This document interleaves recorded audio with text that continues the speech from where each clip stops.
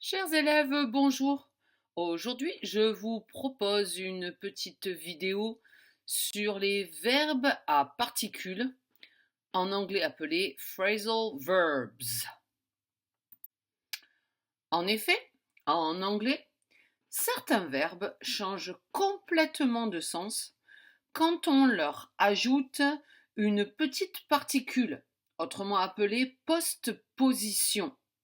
Une préposition que l'on met après le verbe, comme up, comme at, off, out, in, on et for. Dans cette vidéo, nous allons voir plusieurs exemples, mais la liste est longue. Allez, c'est parti.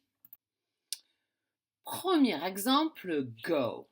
Go tout seul veut dire aller, mais avec une particule, son sens change. Go out voudra dire sortir. Go in voudra dire rentrer. Go up voudra dire monter. Et go down voudra dire descendre. Go on, continuer. Go off, partir, exploser, s'éteindre. Tout dépendra du contexte. Go through, traverser. Passer par. Go back, retourner. Deuxième exemple, get. Get tout seul voudra dire obtenir. Mais dès lors qu'on lui ajoute une petite particule, son sens change complètement. Get up voudra dire se lever.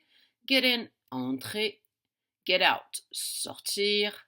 Get on, monter dans un véhicule. Et get off, descendre d'un véhicule. Bien souvent, les particules on et off signifient des opposés. Voyons à présent take, qui tout seul veut dire prendre. Mais take off voudra dire enlever un vêtement ou décoller quand il s'agit d'un avion. Take in voudra dire comprendre ou assimiler. Take out, sortir quelque chose. Take out the trash, sortir les poubelles. Take up, se mettre à une activité. Enfin, prenons look. Look tout seul veut dire regarder. Look at, il faut obligatoirement accompagner look at pour dire regarder quelque chose. Donc look at the board. Look for, chercher.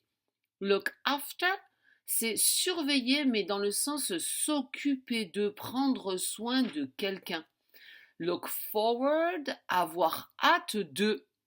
I am looking forward the holidays. J'ai hâte d'être en vacances. Look up, chercher dans un dictionnaire la définition d'un mot. Look out, faire attention. Surveiller, là on appelle à la vigilance. Look into, ce sera enquêter, examiner. C'est un terme plutôt utilisé par la police, par exemple. Enfin, voyons deux verbes que vous utiliserez très souvent lors de vos voyages à l'étranger. Effectivement, nous avons switch on ou turn on the light, qui veut dire allumer la lumière, et switch off ou turn off the light, qui veut dire éteindre la lumière. Voilà, on a vu plusieurs verbes à particules et comment ils changent de sens.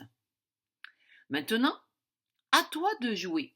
Je vais te montrer des images et tu devras deviner le verbe à particules qui correspond. Prêt? C'est parti. Première image. Get up. Deuxième image. Alors, selon comment tu comprends l'image, ce sera switch on ou switch off. On peut également utiliser turn on ou turn off. Ici, take off. Il a enlevé tous ses vêtements pour pouvoir aller se baigner. Look for. Effectivement, il y a un gros bazar dans cette chambre. Et pour trouver quelque chose, c'est compliqué.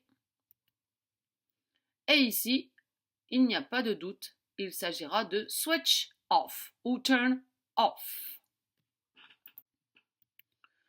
Ici, nous voyons un U-turn. Et quand on fait un U-turn, c'est qu'on retourne d'où l'on vient, à savoir go back, retourner. Ici, il cherche un mot dans un dictionnaire. Donc, ce sera look up. Là, comme on le voit, il monte dans le bus. Get on. Là, elle va passer sous le tunnel. Elle va traverser le tunnel. Go through. Là, il descend du bus. Et oui, l'école est finie. Get off. Et enfin, le meilleur pour la fin, take off. C'est l'avion qui décolle pour des vacances à l'étranger. Et voilà, c'est terminé pour aujourd'hui. Knowledge is power. Je vous dis à bientôt pour une autre leçon et en attendant, practice your English and learn more. Take care. Goodbye.